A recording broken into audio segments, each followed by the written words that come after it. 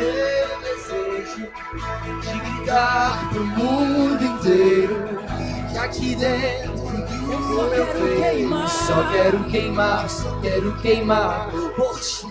Se é o meu desejo de gritar pro mundo inteiro que aqui dentro do meu peito só quero queimar. Fala pra quem tá perto de você. Eu preciso de duas coisas antes. Eu preciso de um copo d'água. E eu preciso que aumente meu retorno. Aí agora, depois disso, eu preciso que você vire pra quem tá perto de você e fale assim: eu tô de mudança. Agora termina dizendo assim: tô indo pra um lugar melhor. Amém? Tô indo pra um lugar melhor. Dê um aplauso, Senhor, pela vida dos nossos músicos. Amém. Segundo culto é sempre mais animado. Eu quero falar para vocês. Hoje teve um pipoco do céu no primeiro culto aqui. Não tem como explicar o que aconteceu. Não tem como a gente tentar reproduzir o que aconteceu. A gente só pode começar orando e pedindo mais Deus. Mais Deus. Foi bom. Né? Deus colocou a gente em um lugar como igreja onde foi dada a largada. Os melhores dias da nossa vida. Foi dada a largada para a melhor estação emocional do nosso povo. Foi dada a largada para a gente, de fato, viver o evangelho com simplicidade, amor, poder, alegria, amém? E eu estou feliz, essa semana eu viajei. Antes de eu falar, sem querer apagou a luz, Ed. Foi ali? Foi aqui? Não sei. Já achei que era o Espírito Santo, amém? Eu estive viajando, eu fui para São Paulo. Fui na igreja do Vitor. Espírito Santo é o Senhor. Alguém conhece o Vitor? Foi maravilhoso estar lá. Foi maravilhoso poder ver com os meus olhos o que Deus tem feito lá. É um lugar de milagres, é um lugar de bênção, é um lugar onde essa palavra surgiu porque eu estava lá. Tem lugares que você vai que produzem algo em você. Deus fala com você, você está vendo coisas, você está vendo as pessoas, você fala assim, isso é real. E eu vou falar isso também durante a pregação, mas em 1 ano e 2 meses de igreja, eles estão com quase 1.500 pessoas. Por causa do favor de Deus. Você chega em um lugar onde você fala assim, eles podiam ter a estratégia que fosse, o louvor que fosse, a pregação que fosse, que jamais eles conseguiriam fazer isso que está acontecendo aqui. É Deus agindo. E eu quero começar essa palavra falando que você podia fazer o maior esforço da sua vida, que você jamais chegaria onde Deus vai te levar. Eu tinha preparado essa frase para o meio da pregação, mas eu acho que o meio vai virar o começo agora. Eu pensei em botar uma frase ali na recepção, escrita assim, deixe suas obras aqui. Alguns entenderam. Porque quando você encontra o evangelho, as suas obras têm que ficar de lado para que a obra de Cristo se concretize na sua vida. Nós precisamos acessar um lugar com Deus onde as nossas obras, sejam boas ou más, elas percam a influência para que então a influência de Cristo possa ser vivida em nós. Amém? O tema da palavra hoje é o chamado. O chamado. Porque Deus tem um chamado para a nossa vida. Deus chamou a gente. Uma igreja, o reino de Deus, ela não pode ser construída sobre os ombros de voluntários. Se você é um voluntário, você não vai viver aquilo que Deus tem para você. Porque voluntário, ele faz quando quer, ele faz quando pode. A obra de Deus é feita e é realizada por aqueles que sabem que foram chamados. E quando Deus te chama, o chamado está acima do sono, está acima do que você vive. O chamado é assim, uau, a pessoa mais poderosa do universo me chamou, eu faço parte disso. E aí você começa a viver muito acima daquilo que você podia. E a Bíblia fala de um homem chamado Abraão, que foi o pai da fé. Hoje nós vamos falar de algumas coisas que ele viveu e como aquilo que ele viveu é uma base para aquilo que a gente vive hoje. Para as coisas que Deus quer liberar para a gente hoje, agora.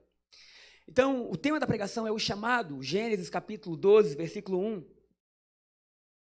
Fala, antes de Gênesis capítulo 12, versículo 21, o primeiro tópico da pregação é recuperando a sua vida. É o primeiro tópico. Thaís, não erra agora, por favor. Porque no primeiro culto ela soltou o segundo tópico, que é uma surpresa que vocês vão amar antes do primeiro. Tá bom o primeiro aí? Recuperando a sua vida. Isso, cadê? Pode? Aí. Quem já viu esse filme? Eles descobrem que tem uma doença, e aí na velhice eles falam assim, vamos fazer o seguinte, vamos viver aquilo que a gente sempre quis, mas nunca fez. Então eles já estão velhos e eles começam a pular de paraquedas, eles alugam carros, eles vão correr no autódromo, eles realmente começam a ter a vida que eles sonharam. Jesus não chamou para você viver uma vida sobrenatural quando você ficar velho ou for para o céu. Jesus chamou você para recuperar a sua vida agora. O tempo de você viver é hoje. E Mateus 28, Mateus 11, 28, fala aquele versículo que todo mundo conhece. Vinde a mim, todos que estáis cansados, ou todo vós que estáis cansados, sobrecarregados, eu vos aliviarei. Tomai sobre vós o meu jugo, o meu fardo, porque o meu fardo é leve, o meu jugo é suave, e vocês vão achar descanso para a alma de vocês. Esse versículo ele é poderoso. Poderoso demais, porque a gente acha que apenas o que cansa o homem é o pecado. Ninguém tem dúvida disso. O pecado destrói sonhos, destrói famílias, destrói nossa confiança. E a gente imagina Jesus falando esse versículo para um monte de pecador. A gente imagina, nossa, o povo que estava lá era assim ruim. Só que não é isso que está acontecendo. Jesus está pregando para o povo que viveu da lei. Povo judeu que cresceu tentando pela sua própria força chegar a Deus. E hoje eu vou lançar algumas bombas sobre vocês, eu espero que você sobreviva até o final. Se você não sobreviver até o final, a gente vai orar para você ressuscitar. Amém? Mas hoje se prepara, porque você vai ser confrontado em amor para viver o melhor tempo da sua história. E você vai ter que largar de ser evangélico para viver o evangelho de verdade. Vai ter que largar de querer se apoiar numa religião para você viver Cristo de verdade. Porque a religião vai moldar o seu comportamento e Cristo vai mudar o seu coração. A religião muitas vezes vai te dar uma carta do que fazer ou não fazer para mudar a sua conduta. Mas Cristo quer além, vai muito além do que Ele quer fazer, de mudar a sua conduta, Ele quer mudar o seu coração. Porque quando o seu coração mudar, meu amigo, quando alguém que mudou o coração começa a andar nas coisas, tudo muda. Então, esse é o chamado do evangelho não é mude o seu comportamento, porque para isso existia a lei, mas é mude o seu coração. E todas as vezes que você tenta mudar o seu comportamento pela lei, escuta o que eu vou te dizer, mesmo servindo a Deus, você vai viver cansado. Sabe, a igreja por muito tempo produziu jovens loucos, adolescentes estressados, pastores que morrem cedo, sabe? Um peso tão grande da gente ter que agradar a Deus, que a gente ficou maluco. E a única coisa que pode restaurar a nossa plenitude emocional, espiritual, é a obra de Jesus. Então Jesus não está falando lá para a prostituta, não. Ele está falando para o fariseu, vinde a mim. Olha o que diz a minha versão. Vocês estão preparados? Fala assim. Vocês estão cansados, enfastiados de religião? Venham a mim. Andem comigo e vocês irão recuperar a vida. Vou ensiná-los a ter um descanso verdadeiro. Eu quero esse descanso verdadeiro. Eu quero esse descanso verdadeiro que vai além do que um domingo de manhã. Eu quero um descanso verdadeiro que eu digo assim, eu estou descansado. Acabou o primeiro culto, veio uma menina chorando lá comigo. Mas, deixa pra lá. E ela falou assim, pastor, eu não sei o que aconteceu comigo. Eu vim orando, dizendo, Deus, eu preciso de descanso. E eu achei o descanso. E ela chorando. E ela é nova, gente. Eu achei o descanso. Eu falei, que bom, você achou Jesus. Aí ela é fácil. Falei, difícil é andar cansado. Querido, você vai sair daqui hoje achando descanso para a sua alma. Vocês vão achar o verdadeiro descanso. Caminhem e trabalhem comigo. Observem como eu faço. Aprendam os ritmos livres da graça. Só há descanso onde há graça. A lei vai castigar você. A lei vai punir você. A lei vai mostrar muitas vezes mais o que o inimigo faz do que o que Deus faz. A lei vai trazer uma série de ordenanças para um povo rebelde. Meu Deus. A lei vai punir, porque é isso que a lei faz. A lei de Moisés não veio para te dar vida, a lei de Moisés veio para ressaltar o pecado que havia em você. A fim de você olhar para você e chegar no fim de você mesmo dizendo, eu não consigo. E aí quando você fala, eu não consigo, você precisa ver uma cruz. Ah, Jesus. Porque a Bíblia fala que o fim da lei é Cristo, o fim da lei é Jesus de braços abertos, dizendo, eu sei que você não conseguia, eu morri por você. Eu sei que você não dava conta, eu fiz por você. Eu sei que você não poderia ser santo, eu fui santo por você. Eu sei que você era fraco, mas eu fui forte por você. Eu sei que você não daria conta, mas eu fiz por você. E aí quando você aceita Cristo, a Bíblia fala que nós não estamos mais debaixo da lei, mas debaixo da graça. E essa graça começa a produzir vida. Porque essa graça começa a arrancar as máscaras do nosso rosto. Essas graças começam a arrancar a mentira e a hipocrisia que a gente tinha que parecer algo para parecer cristão. Antes do primeiro culto, cheguei na igreja, pensando em Deus. Veio um jovem falar comigo assim, eu preciso conversar com você. Ele começou a falar os pecados dele que ele tinha feito agora. E ele olhando para mim, e ele, por que você está chorando? Eu falei, porque isso nunca seria possível se você não visse a graça. Porque num domingo de manhã você ia querer parecer santo. Você ia querer chegar na igreja e louvar a Deus, dizendo assim, nossa, você ia querer parecer algo que você não é. Mas o fato de você chegar antes do culto e você abrir o seu coração, isso quer dizer que a graça está funcionando. Isso quer dizer que a gente pode deixar o nosso ego de lado e gritar, eu preciso de Jesus. Eu preciso de Jesus. E quando essa igreja nasce, essa igreja de pessoas vulneráveis, de pessoas humildes, de pessoas que simplesmente acharam a solução, e a solução não está na gente, está em Jesus. Está em Jesus. Sabe? Vou continuar lendo. Caminhem e trabalhem comigo, observem como eu faço, aprendam os ritmos livres da graça. Eu não vou impor a vocês nada que seja pesado ou complicado demais.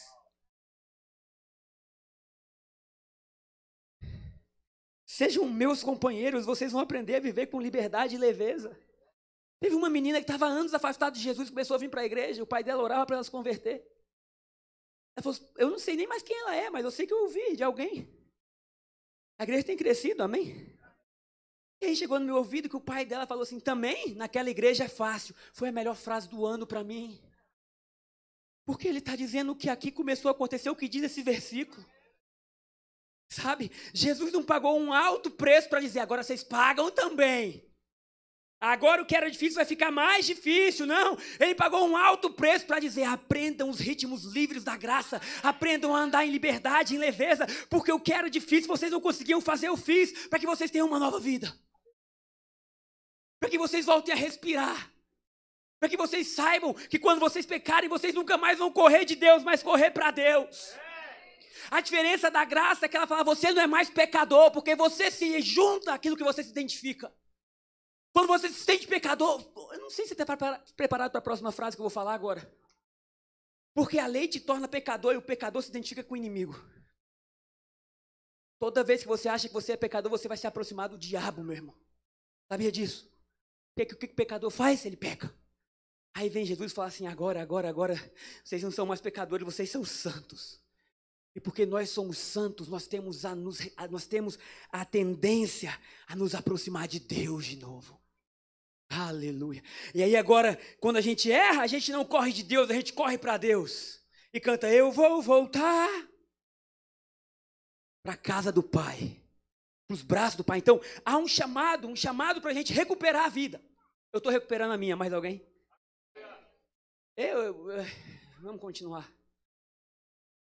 Teve uma frase do Jonathan, alguém conhece o Jonathan, um americano? Um dia eu estava tomando um café com ele e falou assim, Gabriel, a religião nos roubou mais coisas do que aquilo que a gente pode imaginar. Sabe o Márcio, ele está ali fazendo assim. Ele chegou na igreja, quanto tempo você chegou na igreja, Márcio? 3 meses. Ele tinha jurado para Deus que ele nunca mais entrava numa igreja. É diante de Deus, ele pode ficar em pé e dizer assim, se eu estiver mentindo, você por favor, me tira daqui. E ele chegou no nosso grupo e ele falou assim, porque lá no caminho, eu falei, mas o que é esse caminho? Ele falou, é a igreja de vocês, que eu fui traumatizado tanto, que eu não consigo nem falar que eu estou indo numa igreja. Então agora que ele falou assim, estou indo numa igreja, porque antes era o caminho, lá no caminho. Aí agora ele vem, fala da escola. Gente, um trauma desse cara. Sabe, ele não se traumatizou do pecado, ele se traumatizou da igreja. Porque se você não viver a graça, você vai transformar um estilo de vida em cartazes. A graça é a verdade que faz você voltar a viver. A igreja não pode reproduzir um estilo de vida de amor. A igreja não pode transformar vidas pela forma que age. E aí, em vez de transformarmos pelo amor, nós tentamos transformar pelo rancor. As pessoas estão indo para o show. Aí a gente fala, nós vamos levar a placa dizendo que eles estão indo para o inferno. E nós ficamos na porta com a placa dizendo assim, ó, vai ver o show da Lady Gaga e prepare para vida para a morte, porque depois vão para o inferno. E nós precisamos afastar as pessoas da gente, porque a nossa vida perdeu a graça. A nossa vida perdeu a capacidade de influenciar pela forma que a gente anda, sabe? E o evangelho não foi feito para transformar por palavras, mas por atitudes, sabe? O que Jesus falou? Vinde a mim, caminhem comigo, vejam o que eu estou fazendo e vocês vão recuperar a vida. Deus vai trazer pessoas para andar com você. Deus vai colocar pessoas ao seu lado e elas vão olhar o que você está vivendo, como você está andando, e vão dizer assim, eu não sei o que é isso, mas eu quero isso para mim. E a sua vida vai ter mais poder que as suas palavras. 2 pessoas receberam. Então, Gênesis capítulo 12 fala do chamado de Abraão. Você pode soltar, por favor, Thaís?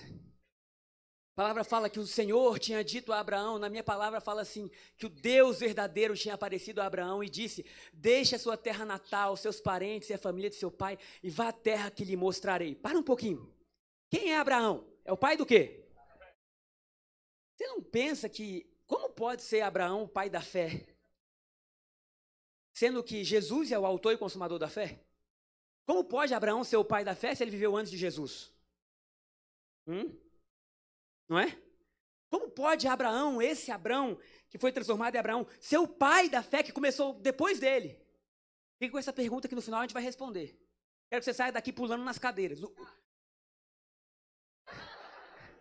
Fico mais feliz quando minha esposa está no culto, eu já vejo no segundo.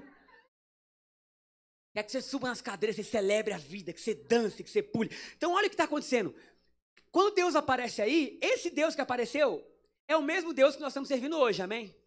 Mas isso que a gente está vendo hoje não estava acontecendo na época. Por quê? Deus estava meio assim calado. Tinha tido o dilúvio, tinha tido a arca, e ele ficou calado durante alguns séculos. E nesses séculos que Deus ficou calado, uma multidão, uma infinidade de outras religiões, de outros deuses apareceram, porque toda vez que Deus se cala na nossa vida, um outro Deus surge. Deus se calou, aí você começa, nossa, eu preciso confiar no dinheiro como pastor. Não, agora é o meu casamento. E tudo aquilo, o que é um outro Deus? É algo que rouba a primazia do seu coração. E aí, Abraão está em Ur de Caldeus, que era extremamente politeísta, vários deuses, 75 anos de idade. E aí, Deus aparece para ele e fala assim, eu sou o Deus verdadeiro. Eu sou o Deus verdadeiro, Abraão, você está com 75 anos de idade, mas vou te dizer algo, sai da sua terra, da sua parentela, sai da terra dos seus pais e vai para uma terra que eu vou te mostrar, porque o que Deus quer fazer na sua vida é tão grande que Ele vai mudar o seu ciclo de amigos. Não é possível você viver o que Deus está te prometendo se você continuar na mesquinharia, às vezes, que a sua vida se tornou. Não é possível você viver vida se você está em um ambiente que só fala de morte. Não é possível você viver paz se você só ouve guerra. Não é possível. Então Deus fala assim, olha, o que eu vou fazer com a sua vida é tão grande, Abraão, que eu preciso que você esteja no deserto sozinho comigo. Vai ser melhor do que você estar na sua cidade com todo mundo. Amém? Eu não sei vocês, mas se Deus mandar eu ir para o deserto, eu vou feliz. Se Ele estiver comigo, agora vamos continuar lendo. Versículo 2. Farei de você uma grande nação, eu o abençoarei, o tornarei famoso. Fama não é um problema, amém? Fama sem Jesus é. Então, fama, Deus prometeu isso para Abraão. Eu vou fazer você famoso, conhecido. O mundo vai saber quem você é, sabe? Eu desejo que deste lugar surjam as pessoas que vão influenciar o mundo todo. Vão ser famosos mesmo. Vai ter muita gente que vai conhecer. Mas quando chegarem lá, elas vão dizer assim, tem nada a ver comigo, é Jesus vivendo em mim, a glória é dele, o louvor é dele. E essas pessoas que usam a fama para a glória, elas são importantíssimas. Então Deus diz, eu te abençoarei, eu tornarei o seu nome famoso, você será uma bênção para outros. Essa é a bênção de Deus para você. Você vai ser uma bênção para outros. Versículo 4 fala assim, o 4... Então Abraão partiu como o Senhor havia instruído e Ló foi com ele. Abraão tinha 75 anos quando saiu de Harã. Não é tarde para você. Às vezes a gente pensa, eu perdi o tempo. Eu perdi o time da minha vida, eu perdi porções, eu não sei se eu ainda estou dentro daquilo que Deus quer fazer. Eu quero falar, Deus está renovando hoje todas as coisas. Seja você um jovem, um adolescente, uma criança, um idoso, Deus vai fazer algo novo na sua vida. Então, quando Deus chama, é um chamado para recuperar a vida, amém? E o segundo ponto que eu quero falar, nós vamos ver 3 pontos hoje. Aqui começa de fato a pregação, porque é aqui que você vai entender muita coisa boa. O segundo ponto hoje é a justiça. A justiça. Olha só que coisa linda, a justiça. Tá aí, segundo ponto. Estamos sentindo em Hollywood aqui hoje. E por que esse ponto é importante? Porque é esse ponto que diferencia o evangelho de qualquer outra coisa do mundo. É esse ponto que preserva a nossa alma. É esse ponto que nos traz paz. É esse ponto que sara as nossas emoções. É esse ponto que muda radicalmente o curso da nossa história. Abra comigo Romanos capítulo 4, versículo 1.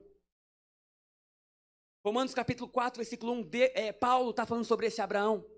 E ele vai mostrar como que Abraão conquistou as coisas, por que ele se tornou o pai da fé, como aconteceu na vida dele. Então, Paulo está dizendo assim para a igreja de Roma, do ponto de vista humano, Abraão foi o fundador da nossa nação, não só da nossa nação, mas também da nossa fé. E o que descobriu ele? Quantos querem descobrir o que Abraão descobriu? Sabe, você não é filho de Moisés. Você não é filho da lei. Você é filho de Abraão. Abraão veio antes da lei. E Paulo fala que por ele ter vindo antes da lei, a lei não pôde deter a promessa. A lei não pôde fazer com que a promessa que Deus tinha feito antes fosse revogada. Oh, glória a Deus. Então ele está dizendo, o que descobriu ele? Versículo 2. Diz, se suas boas obras o tivessem tornado justo, ele teria motivo para se vangloriar, mas não perante Deus. Pois as escrituras dizem, Abraão creu em Deus e assim foi considerado justo. Que escritura é essa que diz? A escritura está lá em Gênesis. Que Abraão creu naquilo que Deus disse e isso foi imputado por justiça. Então entenda comigo. Versículo 3, o versículo 2 e o versículo 3, eles mostram 2 estilos de vida para aquele caminho em fé. Dá para entender isso? Então, Abraão, ele não se tornou justo pelas obras que ele fez. Porque se ele tivesse se tornado justo pelo que ele tinha feito, ele podia se vangloriar. Mas não perante Deus. Se a justiça de Abraão fosse, olha só, espera aí, Deus me chamou, mas eu me circuncidei ao 8º dia, eu fiz isso, eu fiz aquilo, todo mundo tem que seguir isso, ele podia se glorificar diante dos homens, mas não diante de Deus. Agora o versículo 4 fala o quê? Que foi pela fé, versículo 3, desculpa. Pois as escrituras dizem, Abraão creu em Deus e assim foi considerado justo. Sabe o que torna você justo diante de Deus?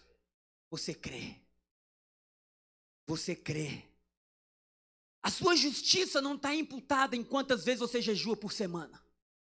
A sua justiça não te foi dada por se você vem ou não ao culto domingo.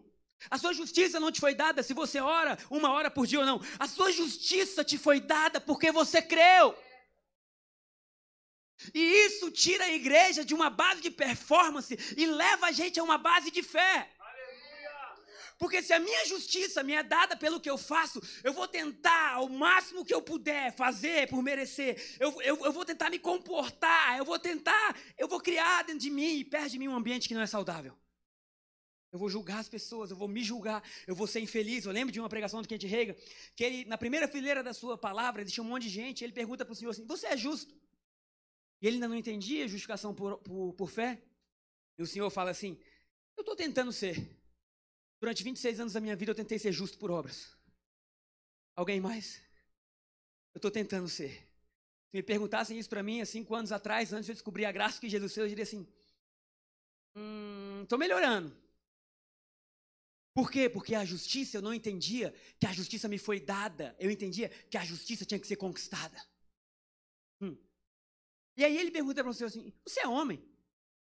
Aí ele chegou para trás e falou assim, uai, eu sou. Como que você sabe? Eu nasci assim. Ele responde, é assim que aconteceu no mundo espiritual. Você nasceu justo. Porque no momento que você diz, eu creio em Cristo Jesus, a Bíblia fala que você nasceu de novo. E por você ter nascido de novo, você nasceu justo. Amém? Agora, deixa eu te falar algo. Não tem como você brincar no parque de diversão de Deus se você não for justo. O Espírito não desce sobre você se você não for justo. As bênçãos não vêm sobre você se você não for justo. Nada do que você pode viver vem se você não for justo. Então Deus fala assim, a sua justiça não está em xeque. Você é justo pela obra da cruz. Agora o versículo 4 de Romanos 4, ele é fantástico, porque ele vai mostrar 2 estilos de vida que a gente pode ter dentro da igreja. Vamos lá. Ora, o salário daquele que trabalha não é um presente, mas um direito. Se o Caio que está ali trabalha para mim um mês ele trabalhou para mim, no final do mês eu falo, vou te dar o teu salário, viu? Eu sou muito bondoso. Ele vai rir. Quer o salário? Pela fé, recebe então. Ele vai rir e dizer assim, você não é muito bondoso, você está cumprindo aquilo que você prometeu. E com Deus, muitas vezes a igreja se porta pedindo a Deus o salário. Eu fiz, Deus, eu quero o meu salário. Então o que Paulo está dizendo é, o salário daquele que trabalha não é um presente, mas um direito. Então há 2 formas a gente ver o reino de Deus. Uma delas é querendo trabalhar para ter. E deixa eu te falar algo, você vai ter. Aí você vai ter exatamente o que você trabalhou. E a outra forma é você crer para receber. É você dizer, Deus, o meu trabalho não seria suficiente, mas eu creio que o Senhor pode fazer infinitamente mais. E aí as coisas começam a florescer de uma forma nova na sua vida. Posso ouvir um amém? Então esse ponto da justiça, ele é importante. Por quê? Porque agora a sua vida não é mexida pela carne. Ela não é mexida pelo que você pode fazer. Ela não é mexida por quão bom você pode ser. Agora o parâmetro da sua vida se tornou quão bom Jesus é. Amém? E aí agora você olhando quão bom ele é, isso começa a produzir em você um novo estilo de vida. Um novo estilo de vida onde o amor começa a destilar. O amor começa a sair de você. Você começa a olhar para você e pensar assim, eu estou mudando. Alguém aí? Gente, está acontecendo alguma coisa comigo que eu estou mudando. Por quê? Porque agora a graça começa a ser vivida não como uma pregação, mas como um estilo de vida. Agora esse amor retirou a gente das boas obras. Sabe por quê? Porque a gente aceitava Jesus e dizia assim, pede perdão pelos seus pecados. Ninguém teve problema de pedir perdão pelos pecados. Alguém teve? Agora a gente esqueceu de falar que quando você aceita Jesus, você está morrendo para os seus pecados, mas também para as suas boas obras. Agora, é muito difícil a gente abrir mão das boas obras. É mais difícil você abrir mão das suas boas obras do que dos seus pecados. Porque dos seus pecados a gente tem vergonha, das nossas boas obras a gente tem orgulho. É por isso que o maior problema de Jesus nunca foi com a prostituta, nunca foi com o coletor de imposto que roubava, era com os fariseus, porque eles se achavam justos. E aí se você está dentro da igreja, firmado nas suas boas obras, legal, você vai ter um salário. Salário do que suas obras podem produzir. Mas aqui dentro dessa igreja, Deus está liberando um tempo onde nós vamos viver do salário que só Ele pode nos dar. O salário que as nossas mãos jamais poderiam conquistar. Gente, eu estava em São Paulo agora, eu fui confrontado em amor. Porque tem gente que vive perto de você e os simples fatos deles viverem normalmente perto de você, eles vão te confrontar. Eles vão te confrontar na fé, eles vão te confrontar na alegria, eles vão te confrontar nas palavras que eles falam. Porque o justo vive da fé e não das obras. Eu fui na escola Mateus do Vitor, terça-feira. A Chara falou, Jesus. Ele estava pregando exatamente isso que nós estamos falando aqui agora, justificação por fé, justificação por fé. Eu virei para ela e falei, amor, abre sua conta, tem dinheiro lá? Aí ela, sempre. Amém. Eu falei, será que não dá para a gente comprar uma passagem toda terça-feira, no final da tarde, voltar quarta de manhã para Brasília? Por quê? Porque é muito bom você estar ouvindo alguém pregar sobre a justiça que há em Cristo. A fé começa a nascer. E aí você começa a ver e dizer assim, isso que está sendo pregado está sendo vivido. Sabe por quê? Em um ano, como eu falei, em 1 ano e 3 meses, eles estão com uma igreja de quase 1.500 pessoas. Não tem estratégia, não tem pregação que possa fazer isso. É Deus. Mas muito além do que isso eu vou falar um pouco no último ponto. É o ambiente que está sendo criado. Um ambiente de graça como esse que está aqui agora. Amém? E aí você vai conversar, a fé se torna natural. Aí ele falou assim, preciso de um lugar maior. Ele alugou um lugar para 1.200 pessoas. Vai começar mês que vem. Agora escuta o que eu vou falar. Escuta. Só tinha um terreno livre em São Caetano. Sem prédio. E ele falou, para a igreja que Deus vai dar para a gente. Nós vamos precisar desse terreno. Ele tinha acabado de comprar alugar um negócio de 1.200 metros. Ele foi lá no cara e falou, quanto é que é o terreno? E aí o rapaz falou assim, é 43 milhões. E aí eu fiz exatamente isso. Ai, ele não faz aí não, que você me desanima. Eu olhei para ele e falei assim, me aguarda que eu estou chegando. Aí ele falou assim, Gabriel, Deus que fez a promessa não está brincando com a gente, não. E eu falei, ai! Sabe quando você fala assim, para, porque você está me constrangendo. E ele falou, sabe o que acontece? Se a gente quiser fazer na nossa própria força, nós vamos parar no nosso limite. Nós temos que render a nossa força no altar para que o limite de Jesus apareça. Para que o limite da graça surja. Para que a gente não pense que foi a gente que construiu isso. As ideias de botar uma recepção bonita, de botar um lanchinho, as ideias de ter um culto alegre, não são as nossas ideias, são as ideias dele. É a glória dele, é o poder dele que vem sobre nós. Se nós vivermos nas nossas boas obras, nós não passamos de fariseus. Nós não passamos de pessoas que chegam até Deus, mas chegam com orgulho. Chega o tempo da igreja e diz assim, cara, Moisés foi maravilhoso, mas foi para aquela época. A Bíblia diz que Jesus é superior. A Bíblia fala que a lei e os profetas reverenciaram Jesus no Monte da Transfiguração. Quando Pedro fala, não sei se você vai entender essa palavra, talvez você não tenha ainda ouvido, se seja novo da igreja, mas Jesus está sobre um monte, ele é transfigurado diante dos discípulos, Moisés e Elias aparecem, e Pedro fala assim, vamos construir 3 tendas, porque esses são os caras que trouxeram a nossa religião até onde ela está. Vamos construir uma para você, Jesus, uma para Moisés, uma para Elias, todo mundo no mesmo nível. Na hora, meu irmão, vem uma voz do céu, uma nuvem desce, Deus brada, ei, esse é meu filho, a ele eu vi. Não venha comparar Moisés e Elias com ele, porque ele é o Salvador, ele é o Redentor, e a igreja precisa pegar essa obra de Jesus e colocar em um lugar mais alto. E colocar em um lugar mais alto do que os profetas falaram, do que a lei disse. Colocar Jesus de tal forma que as pessoas vejam e vivam Jesus através de nós. Que o nosso caminhar seja tão puro, que a pessoa diga, eu me encontrei com Jesus. Quem? Ali na rua, na padaria. As padarias vão se tornar santas porque nós vamos pisar nelas. Os restaurantes vão se tornar lugares de milagres. Ah, Jesus, eu estou muito empolgado, desculpa. Então, justiça não é uma questão de obra, é uma questão de fé. Quantos justos nós temos aqui? Você é justo, ponto final. Se você ficar bravo comigo, briga com Deus. Porque foi Ele que escreveu, foi Ele que mandou escrever, não fui eu não. Pega a sua fé, pega o seu orgulho que você tem de você e briga com Deus. E vê se você vai prevalecer. Se você prevalecer na sua briga com Deus, por favor, não fique aqui. Porque aqui são o lugar dos filhos da promessa. Aqui é o lugar de quem não trouxe nada para a mesa. Aqui é o lugar de quem precisa de um salvador o tempo todo. Aqui é o lugar de quem diz assim, Deus tem pouco a ver com a gente, muito a ver com você. O dia que a gente se tornar orgulhoso é melhor fechar esse lugar. Que a pior coisa é um lugar que prega Jesus camuflado. Vamos pregar Jesus na pureza dele. E se ele é verdade, ele vai sustentar esse lugar todos os dias da nossa vida. E se ele é verdadeiro, ele vai nos colocar de pé. E se ele é verdadeiro, ele vai consolar corações. E se ele é verdadeiro, ele vai restaurar casamentos. E se ele é verdade, e se ele vai mostrar que é. Porque se ele não for, nós não podemos fazer ele ser.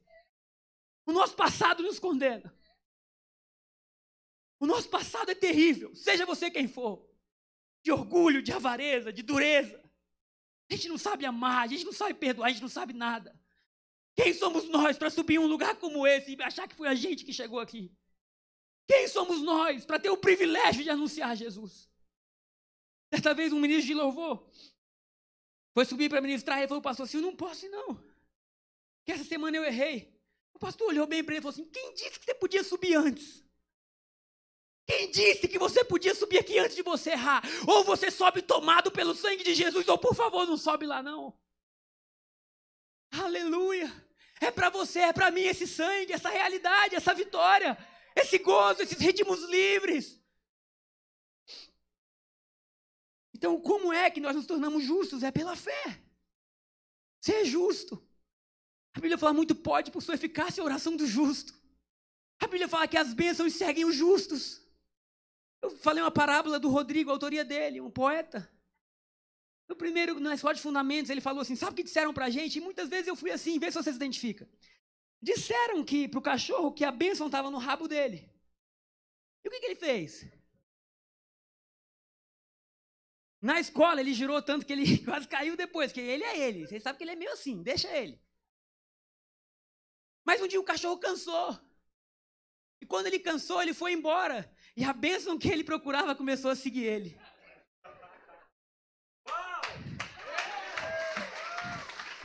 Profundo isso. E a igreja, o evangelho, se tornou uma igreja de cachorro que segue atrás do rabo. Faz 7 semanas a campanha, meu irmão. E se Deus não abrir as portas, aí você está pior do que a gente imaginava.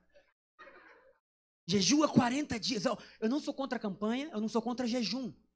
Eu sou contra isso para barganhar algo que já é nosso.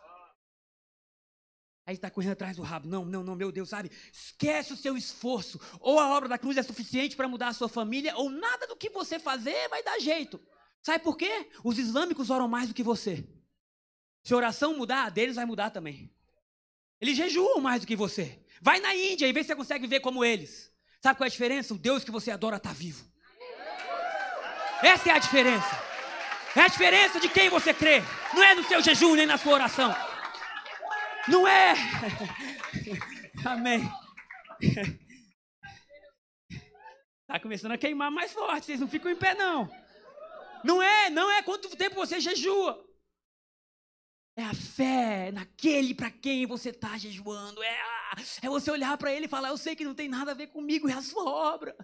Foi o seu sangue que verteu.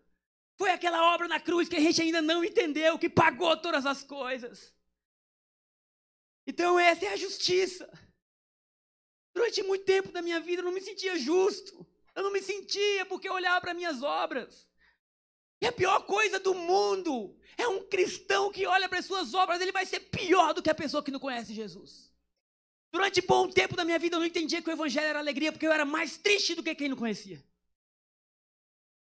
Porque quem erra e não conhece Jesus, eles erram felizes. Cara, você fez aquilo, meu Deus, nossa, que loucura! Uau! E eu olhava e, meu irmão, eu via uma coisinha errada. Às vezes eu nem queria. Eu dizia, não, eu sou pecador demais.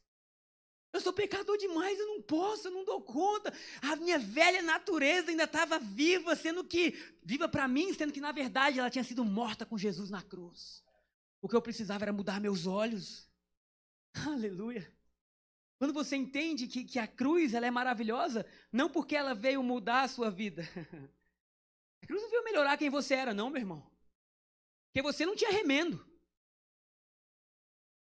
Você não tinha remendo. Você precisava morrer e nascer de novo, e é isso que ela veio fazer com você.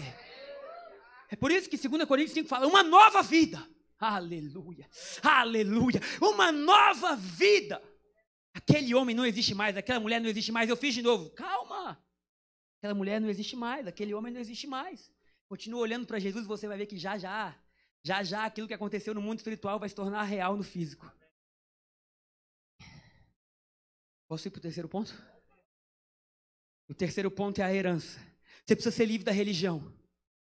A lei mata tanto quanto o pecado. A lei é tão destruidora quanto o pecado. Qualquer meio que você use para chegar a Deus que não seja Jesus vai matar você. Desculpa eu falar isso, mas é a verdade. O povo estava cansado, não é porque estava em pecado, é porque estava tendo a lei para se relacionar com Deus. Só há um mediador entre Deus e os homens, Cristo Jesus. Qualquer outro mediador vai matar você. Se você não está feliz, tem várias igrejas que pregam a lei na cidade. Escolha uma delas e seja feliz, mas se você ficar aqui, bem-vindo à montanha-russa da graça. Bem-vindo à montanha-russa da graça.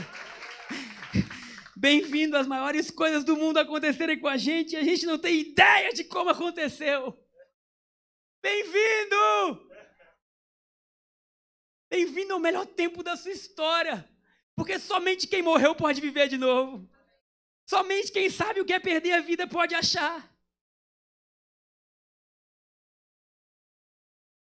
A herança é o último ponto.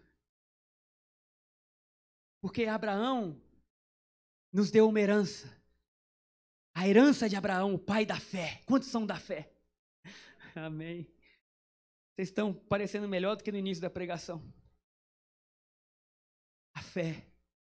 Durante uns anos eu tive que engasgar. O pessoal que vem de Ceilândia, acho que é a Ávila, o Murilo, estão por aí ou vieram no primeiro culto? Eles vêm lá de Ceilândia. E ela veio falar comigo ontem, no meio da escola de fundamentos. E eles falaram assim, nós viemos lá de Ceilândia, pastor, a gente ficou um tempo sem vir, porque, olha, vê se pode. Vê se a gente aceita isso. Gente que quer vir para a igreja, mas não pode vir porque está sem gasolina. A gente não pode aceitar isso. A gente vai ter que dar um jeito nisso, amém? Nós vamos ter que criar um fundo nessa igreja para pessoas que querem vir e precisam de gasolina. Amém? Vamos criar? Se você quer vir para a igreja, por acaso, o inimigo está mentindo com você ou para você em relação ao tanque do seu carro, fale conosco. Fale conosco, é verdade. Porque nós somos o povo mais feliz da terra hoje. Sabe? Eu vinha para o culto hoje, o primeiro culto. Eu vim saindo de casa e o meu pai me ligou. Vai precisar de carona? Eu falei, claro. E o Lucas ouviu. E ele ficou bravo, ele falou, por que o papai precisa de carona? Eu falei, o que eu falo agora para ele? Falei, filho, por que o papai deu o carro dele, você lembra? Agora o papai está andando de carona. Aí ele, por que o papai deu aquele carro tão bonito? O Lucas, ele assim, se você falar para ele hoje, ele não esquece. Ele sabe aquele tipo de pessoa que ele tem 300 carrinhos, ele sabe qual é o carrinho, qual é qual é dele, qual não é, qual tudo. Eu falei, o papai deu porque o papai está feliz. Eu falei assim, mas sabe o que está acontecendo agora? O papai do céu já preparou um carro novo pro papai. E ele vai dar. Ele olhou para mim com toda a fé de uma criança e falou, quanto tempo isso vai demorar? Falei, Jesus amado, cala a boca desse menino, Deus. Ô menino que fala as coisas mais difíceis. Falei, filhão, é no tempo dele. Aí ele, então faz o seguinte, já que é no tempo de Deus, pega o carro da mamãe. Eu falei, essa era uma boa solução. Mas se o papai pegar o carro da mamãe, como é que vocês vão pro culto? Aí ele, de Uber? Deixa eu te falar algo, a sua família vai viver na fé. A sua família foi feita para viver alegre hoje. A sua alegria não está naquilo que Deus vai te dar, está naquilo que Ele já te deu na cruz. Sabe por quê? Não espere um carro, um emprego, uma promoção. Não espere alguém se converter para você ser feliz. Seja feliz hoje. Dance hoje. Celebre hoje pela obra da cruz. E quando tudo vier, você fala, eu já estava dançando mesmo. Eu já estava feliz mesmo. Eu já estava alegre mesmo. Gente, Jesus é bom demais. Fundo da gasolina, isso é bom. Primeiro culto, tem um povo que vem do Riacho Fundo. Eles não estão aqui, eu posso falar deles. Meu irmão, ele mora no Mangueiral, ele comprou uma Kombi. Olha o coração desse homem. Para buscar, por quê? Porque ele saiu da igreja. Quando ele saiu da igreja, enfim, não dá para falar isso, ele foi perseguido porque ninguém podia mudar de igreja. Se você está aqui e você quer mudar de igreja, eu quero te abençoar. De verdade. Não fique aqui se o seu coração não está aqui. Deus tem um lugar para você. A gente não vai brigar com você. A gente não vai amaldiçoar você. Se você quiser abrir uma igreja, a gente até compartilha um pouco do nosso dinheiro com você. Porque o reino de Deus não foi feito para ter briga, mas quando ele saiu, brigaram com ele. E ele ficou quase 2 anos chorando, enfim, por aí vai. E todo o povo que era amigo dele saiu da igreja. E glória a Deus, que Deus deu o privilégio dele gostar daqui. E quando ele gostou daqui, ele falou, agora eu me converti. Olha o que ele falou, agora eu me converti. E aí ele foi e pegou a Kombi dele. Pegou não. Comprou a Kombi para ir até o Riacho Fundo. Ele sai do Mangueiral, pega a Kombi e vai para o Riacho Fundo. Pega o pessoal dele e fala, vamos para a igreja comigo. Hoje já tinham 2. Não 2 Kombis, uma Kombi e uma caminhonetona. De vez em quando eu passo por eles na subida da ponte, a Kombi vem a 30. E você olha para dentro, eles estão rindo. Dizendo, meu Deus, empurra, manda os mas por quê? Porque estamos descobrindo de volta a vida. É melhor eu estar dirigindo uma Kombi indo para a igreja do que eu estar dormindo triste. Chegaram antes de mim, vê a vergonha. Então qual é a herança da fé? Porque a fé tem uma herança. Estão preparados? Esse último ponto é forte. Se você já está engasgado agora com o que eu estou falando, está difícil, tampa os ouvidos. Verdade, começa a cantar uma música, fala lá, lá, lá, lá, lá, lá. Não ouve o que eu vou te falar. Porque você está sendo um livro da religião hoje. Gálatas capítulo 4, versículo 21. É a Bíblia. Está com raiva? Fica com raiva de Paulo. Fica com raiva de Jesus. Eu não tenho nada a ver com isso. Eu estou lendo a Bíblia. 4, 21. Digam-me vocês que desejam viver debaixo da lei. Paulo está pregando para a igreja. Mas dentro da igreja tem 2 estilos de vida. Um é viver na lei, o outro é na graça. Você escolhe. Desde aquela época tinha gente que queria viver debaixo da lei e ter aceitado Jesus. E ele está bravo. É a única carta que Paulo xinga as pessoas. Ele xinga. Ele fala burros, tolos, cachorros. Está escrito, tá? Vai ler. Está escrito, não sou eu. Imagina eu chegar para você e falar, seu burro. Você vai dizer, eu não vou para essa igreja nunca. Mas Paulo estava tão irado que ele estava dizendo assim, a maior burrice da sua vida é você ter achado Jesus e você continuar vivendo preso. Eu encontrei Jesus, mas eu continuo vivendo como eu vivia antes. A única diferença agora é quando eu morrer eu vou para o céu. Quase que eu falo que Paulo falou isso. Você falou o que eu pensei. Digam-me vocês que desejam viver debaixo da lei. Acaso sabem o que a lei diz de fato? Versículo seguinte. De acordo com as escrituras, Abraão teve 2 filhos, um nascido de uma escrava e outro de sua esposa que era livre. Pera, ele está explicando o evangelho para a gente agora. Ele está explicando a diferença do evangelho da graça para o evangelho da lei. No primeiro culto eu falei que o crente pode se relacionar com as 2 esposas. Está gravando agora, não é isso. Se editarem, amém. Não é isso. Por quê? Porque quando eu falei isso, o pessoal falou assim, 2 esposas, acharam que era uma nova doutrina da graça. Está amarrado. O que eu quero dizer é que você pode se relacionar com 2 atmosferas, 2 alianças ao mesmo tempo. A escrava e a livre. E eu tô vendo tão puro pelo sangue de Jesus que eu nem vi o que eu tinha falado. A cara dos irmãos indicou meu erro. O que ele vai falar agora? Estava indo bem até agora. Então Abraão, ele se relacionou com 2 atmosferas. Para mostrar o que estaria disponível para a gente hoje. Tá bom? Você pode escolher, eu não posso escolher por você. Eu não posso escolher pela minha esposa, pelos meus filhos. Eu não posso. Só você pode. De acordo com as escrituras, Abraão teve 2 filhos. Um nascido de uma escrava e outro de sua esposa, que era livre. O filho da escrava nasceu segundo a vontade humana. Peraí. Segundo o quê? O filho da vontade humana. O filho da mulher livre nasceu segundo a promessa. Tem 2 tipos de frutos que podem nascer na sua vida. Um, aquilo que você pode conquistar, mas o outro é segundo a promessa. Um é segundo a sua força. Eu fiz, Sara estava velha, 90 anos, estava meio acabadinha. Eu peguei Agar. Porque Deus tinha se esquecido da promessa. Ele falou que, eu não sei se o poder dele era suficiente para segurar o que ele havia falado. Eu não sei se o tempo que passou entre a promessa e a realização fizeram Deus enfraquecer, mas eu vou dar um jeito. Eu vou mostrar para Deus que Abraão dá conta ainda. Ele pega Agar. Ele coabita com Agar.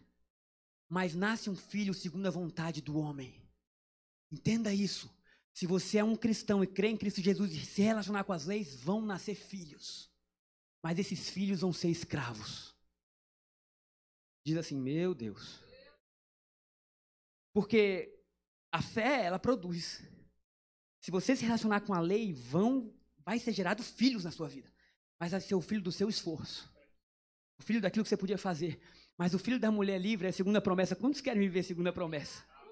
Quantos querem viver dizendo assim, eu não sei o que está acontecendo na minha vida, mas isso só pode ser promessa. Eu não sei de onde veio, como foi que aconteceu, mas Deus é fiel, Ele está fazendo, Ele está levantando, Ele está ajudando. Posso ouvir um amém? Versículo seguinte. Porque Paulo está bravo agora. Essas 2 mulheres ilustram 2 alianças. A primeira, Agar, representa o Monte Sinai, onde o povo recebeu a lei que o... Não é a lei que o libertou? Não é a lei que os fez comportar bem? É a lei que tornou eles escravos. Diga misericórdia. Verso seguinte.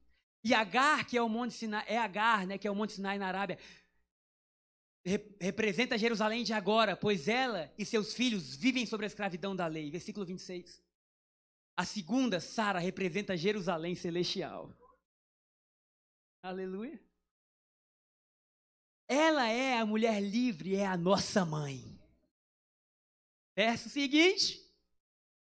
Como diz as escrituras, alegra-se mulher sem filhos, você que nunca deu à luz, grite de alegria. Você que nunca esteve em trabalho de parto, pois a abandonada agora tem mais filhos que a mulher que vive com o marido. Olha o que Deus está dizendo. O que para Sara era impossível, eu tornei possível por causa da promessa. A mulher que era estéril, que não podia gerar, eu fiz ela gerar. Eu vou traduzir para você em 2019. O cargo que você não podia ter pelo seu esforço, Deus vai te dar. A família que você não podia conquistar, Deus vai te abençoar. As coisas que jamais o esforço humano poderia alcançar, Deus fala, é promessa, recebe. É promessa, recebe. É promessa, recebe. Sabe, aqui nessa igreja nós vamos viver promessa, promessa, promessa. Eu não sei como vai ser, eu não sei o que Deus vai fazer, eu sei que a estéril vai gerar. E essa mulher agora ela tem mais filhos do que a outra. Vamos continuar. E vocês, irmãos, são filhos da promessa, amém? Como Isaac. Ismael, o filho nascido da vontade humana, perseguiu Isaac, o filho nascido do poder do Espírito, e o mesmo ocorre agora. Deixa eu te dizer algo. Algo. Se prepara para ser perseguido pela bondade de Deus. Quem vai te perseguir não são os pecadores vão te amar. Quem vai te perseguir é a pessoa que jejuou 40 anos para ter aquilo que você está tendo de graça. Essa é a perseguição que ele fala. Os filhos da lei, eles continuam perseguindo os filhos da graça. Isso ocorre até agora, até aquela época. Sabe por quê? Porque o pecador, ele não entende nada, ele precisa de ajuda. Ele fala, cara, se você vai me ajudar, eu estou com você. Mas o cristão que é da lei, ele não entende, ele não aceita que você possa estar tendo coisas de graça pelo que ele pagou alto. Eu desejo que você seja perseguido. A melhor perseguição da vida é essa. Ah, Jesus. Nos dá força e azeite para a gente aguentar a perseguição boa. Nos dá força para esse lugar estar tomado de gente pecadora que quer Jesus. Nos dá força para a gente ser um escândalo de bondade para a cidade. Nos dá força, Deus. Então isso acontece até agora, versículo 30. Prepara que agora vai ficar mais forte ainda. Mas o que dizem as escrituras sobre isso? Livre-se da escrava e do filho dela, pois o filho da escrava não será herdeiro junto com o filho da mulher livre. Sabe? Isso dói demais em mim. Isso dói demais em mim.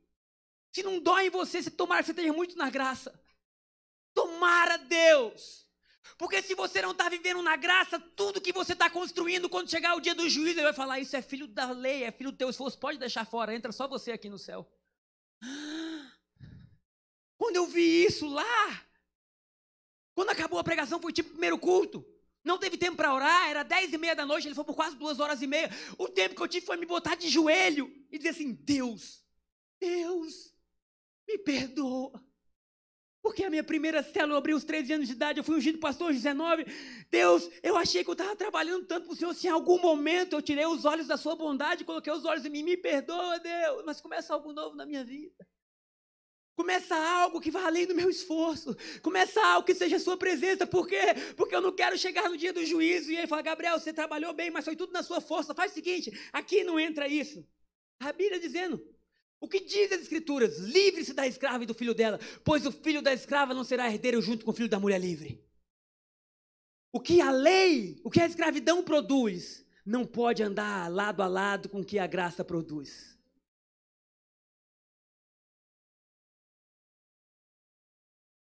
Por isso que Paulo fala algo muito forte. Ele fala assim, no dia do juízo, as obras vão ser provadas pelo fogo.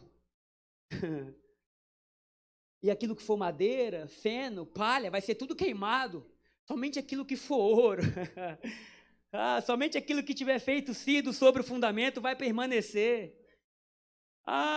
Isso dói demais. Porque para quem não conhece Jesus, isso não quer dizer nada, porque ele nunca teve obra nenhuma.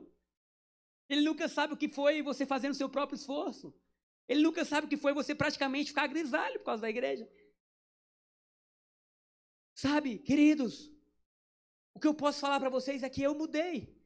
Se eu mudei, você pode mudar. Se tem gente mudando pelo Brasil, você pode mudar. Porque quando eu tinha uma célula de 5 pessoas, eu tinha gastrite. 13 anos de idade para 14, eu tinha gastrite. Eu orava muito, eu jejuava muito, mas eu achava que eu era tipo Deus na vida deles. Com 14 anos de idade, quando eles começavam a ficar, eu achava que o erro era meu. E o desejo de frutificar para Deus, ele me matou. Vocês lembram que eu tomava omeprazol? Porque eu achava que as vidas eram minhas. Agora, quando você entende que é tudo de Deus, que o fundamento é Jesus. Se Jesus não cuidar da casa, não tem pastor nesse mundo que possa cuidar. Você pode viver livre, leve, solto. Posso ouvir um amém? Então, construa algo baseado em Jesus para que permaneça. Você tem um grupo, você tem um grupo de mulheres, você está cuidando de pessoas, fala, Jesus, é a sua presença. Exalta a obra de Jesus. Jesus, eu vou fazer o melhor que eu... Eu preciso falar só mais algumas coisas. Se demorar muito, se você tiver que ir embora de verdade, não fique preso, mas nós precisamos sair daqui com uma base sólida para a nossa vida. Porque a nova aliança, ela não exclui o trabalho, ela redefine trabalho. A nova aliança redefiniu a forma que a gente trabalha. Porque agora o nosso descanso não é produzido pelo nosso trabalho, o nosso descanso é produzido pelo trabalho que Jesus realizou. Sabia que antes de Adão cair, a palavra trabalho não existia? Porque trabalho tinha a ver com suor, com labor, com você literalmente se esforçar. A única palavra que existia era cuidar da terra e cultivar. Entenda isso. Cultivar significa você potencializar as sementes que Deus te deu. Tornar melhor do que era antes. Cultivar significa você passar por um lugar e você deixar melhor do que estava antes. Amém, igreja? É por isso que Paulo fala, quando eu encontrei a graça do nosso Senhor Jesus Cristo, essa graça não foi infrutífera. Eu trabalhei mais do que todo mundo. Mas ele termina o versículo dizendo, não eu, no entanto, mas a graça de Deus que está em mim. Então a graça produz um novo tipo de trabalho. Vamos continuar o versículo 31. Tem esse ainda, Thaís? Portanto, irmãos, não somos filhos da escrava, somos filhos da mulher livre. Meu irmão, minha irmã, Deus tem coisas maravilhosas para a sua vida. Deus tem algo lindo para nascer em você. O fruto da promessa. Agora, para finalizar. Gálatas, capítulo 3, é isso, Rodrigo? 3:16. Abre, por favor, Gustavo. Gálatas, Gálatas, capítulo 3, versículo 16. Porque a palavra de Deus fala que Deus, prometeu a Abraão um descendente. Agora, entenda algo, para nós finalizarmos. Por que Abraão é o pai da fé? Se Jesus não tinha vindo ainda. Porque na época de Abraão, a palavra de Deus fala que Deus pregou o evangelho para Abraão. Então Abraão, mesmo tendo sido antes de Jesus, ele pôde ver o que aconteceria e ele creu na obra dele, porque ele creu na obra que aconteceria, ele se tornou justo. Posso ouvir um amém? É por isso que a obra de Abraão oferecendo Isaac, não era a obra de Abraão oferecendo Isaac, era a obra de Deus mostrando para Abraão que o verdadeiro pai sacrificaria o seu verdadeiro filho pela humanidade. Dá para entender isso? Não era Isaac, era Deus dizendo, eu vou entregar Jesus. Quando Abraão conta as estrelas e a areia, tudo isso simbolizava a obra do evangelho, e ele fala assim, eu creio. Agora Gálatas 3:16 fala, pois bem, Deus fez a promessa a Abraão e a seu descendente. Observe que as escrituras não dizem aos seus descendentes, como se fosse referência a muitos, mas sim a seu descendente, isso é Cristo. Você tem ideia que o filho que Deus prometeu a Abraão não foi Isaac?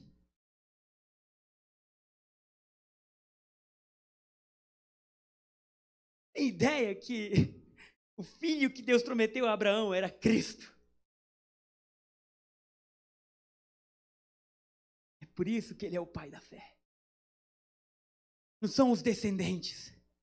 É por isso que Abraão cria tanto na obra de Jesus que ele sabia que um cordeiro seria morto, que um filho seria morto, ele ressuscitaria. Que ele fala assim, se Isaac morrer, Deus vai trazer ele dos mortos. Vocês entendem o que eu estou dizendo? Ou está muito profundo? Ele viu o evangelho, ele viu o pai entregou o seu filho morreu por todos, ele ressuscitou. Abraão viu isso de tal forma, ele creu de tal forma, que quando ele foi imolar Isaac, ele falou assim, se Isaac morrer, ele vai ressuscitar, mas a obra do descendente não era de Isaac, porque Isaac não abençoaria todas as famílias da terra, Jesus abençoaria. E aí a promessa de Abraão se cumpre em Cristo, que é o abençoador, tanto de judeus quanto de gentios. Que é aquele que quebra o muro de inimizade, que é aquele que fala, os que estavam distantes, eu trouxe para próximo. Meu irmão, creia, há um chamado sobre a sua vida, há um recuperar de vida, há justiça e há uma herança. Uma herança que jamais vai ser tida com a força do seu braço, mas com a força da obra da cruz. Para finalizar esse culto, o louvor pode subir, você sobe, Saulo, por favor. Eu quero liberar algo sobre a sua vida. Eu tinha um último tópico aqui que era Ló e Abraão. E eu não consegui falar sobre isso no primeiro culto. Domingo que vem nós vamos falar sobre isso. Mas eu quero liberar sobre a sua vida o que a Bíblia fala. Eu quero dizer que você é santo, que você é vencedor. Eu quero dizer que todos os grupos, todas as mulheres que Deus colocou na sua mão para você cuidar, que todas as famílias, que todos os adolescentes, tudo isso vai começar a florescer a partir de hoje de uma forma diferente. Porque o seu esforço te levou a um lugar. Escuta o que eu estou te falando, eu creio que você é profético para alguém aqui. O seu esforço te levou até um ponto, mas hoje Deus vai te levar a voar nas asas do Espírito Santo. Hoje você vai ter mais resultado do que aquilo que você já imaginou na vida. Por quê? Porque há uma promessa sobre você. Há um fôlego de vida sobre você. Posso ouvir um amém? Coloque-se de pé no seu lugar. Essa é uma boa hora, meu irmão, minha irmã, meu querido, para você dizer assim, Deus, eu me arrependo, Deus, pelo esforço que eu tentei ter na minha própria força.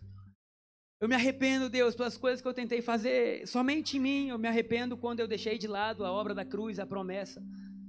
E eu achei que eu era conquistador de tudo, Pai. Abre seu coração para Ele.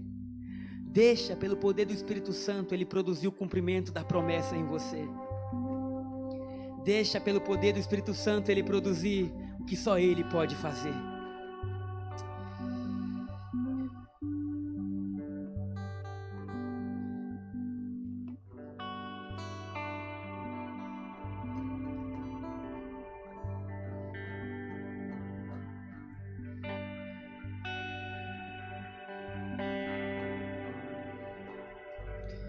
Não mais eu vivo, mas Cristo vive em mim.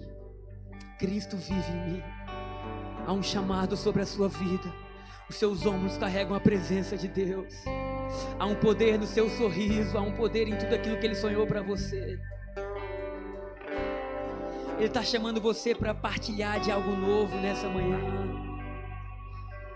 Ele está dizendo, abre mão, abre mão, abre mão. Porque somente aquele que sabe que abre mão de tudo pode receber aquilo que é novo. Igreja, eu posso sentir um novo tempo de Deus vindo sobre nós. Eu quero declarar que os nossos celeiros se encherão de trigo, os nossos lagares transbordarão de óleo e vinho. Eu quero declarar que a bênção de Deus está sobre as nossas vidas, que onde nós andamos e onde nós pisamos, lá está o Senhor conosco. Eu quero declarar que sobre nós brilha o sol da justiça, a esperança da glória. Eu quero declarar sobre a minha vida e sobre a sua vida a maior alegria que o mundo já viu ou conheceu, a alegria que está em Cristo, que é de Cristo, acima de situações ou coisas. Pelo poder que há no poderoso nome de Jesus, nós vamos subir a um monte alto e gritar Jesus, Jesus, unicamente Ele. Não somente Ele, Jesus e mais nada é suficiente. Jesus e mais nada é suficiente.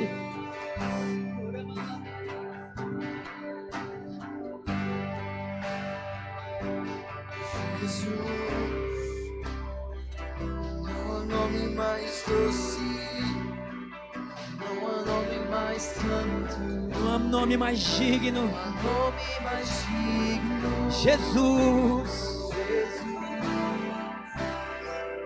Toda a terra estremece, os joelhos se dobram, os anjos se curvam. Jesus, toda a terra mais doce, não há nome mais santo, não há nome mais digno, não há nome mais digno. Ele é poderoso para te devolver vida. Jesus, e toda a terra estremece, os joelhos se dobram, as mãos se levantam a ti, Senhor. Os anjos se curvam. Nosso coração te pertence. Jesus, não há nome mais doce. Quero que você declare essa música com fé. Que você erga o nome dele em adoração nessa manhã. Vamos, igreja. Jesus, vamos exaltar a obra de Jesus na cruz. Toda a terra estremece. Toda a terra estremece. Os joelhos se dobram. Os anjos se curvam. Jesus, não há nome mais doce. Não, não, não, não há nome, não há nome mais digno. Jesus. Vamos entrar em uma nova atmosfera de adoração nessa manhã, acima das nossas obras ou dos nossos esforços, acima daquilo que nós poderíamos fazer. Jesus, não há nome mais doce, não há nome mais doce, não há nome mais santo, e não há nome mais digno. Jesus, toda a terra, e toda a terra estremece, joelhos, e os joelhos se dobram, os anjos se curvam, e os anjos se curvam.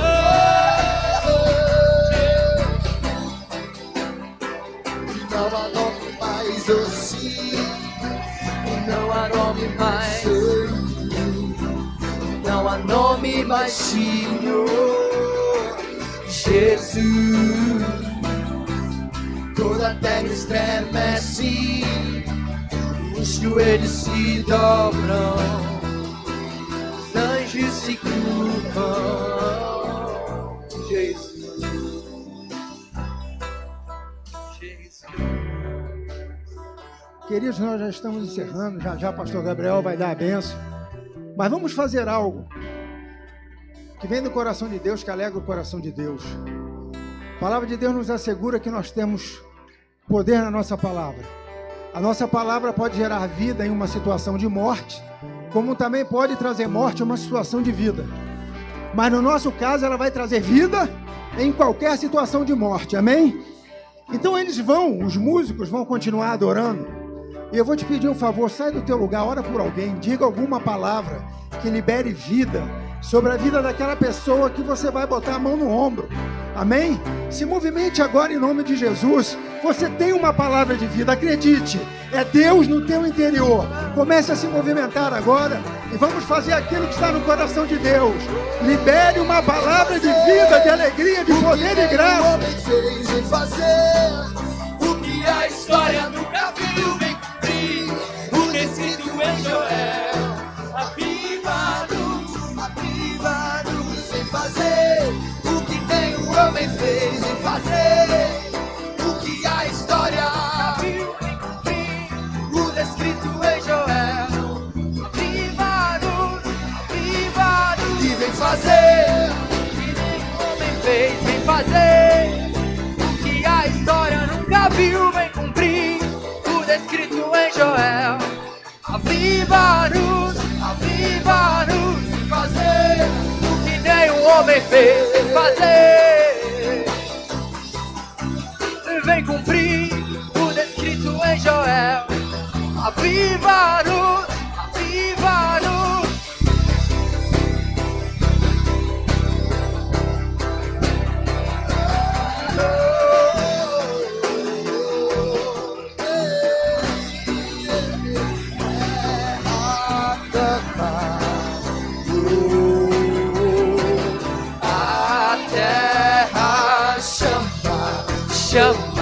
Chama mais uma vez, queremos ver o céu descer. A terra chama, a terra chama, mais uma vez, queremos ver o céu descer.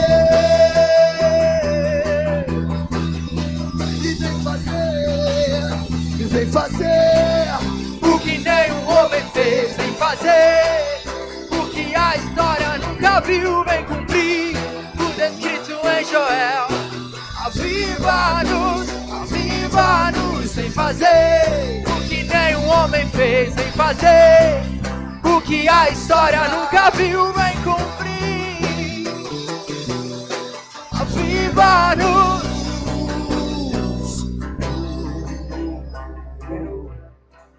liberar sobre as nossas vidas.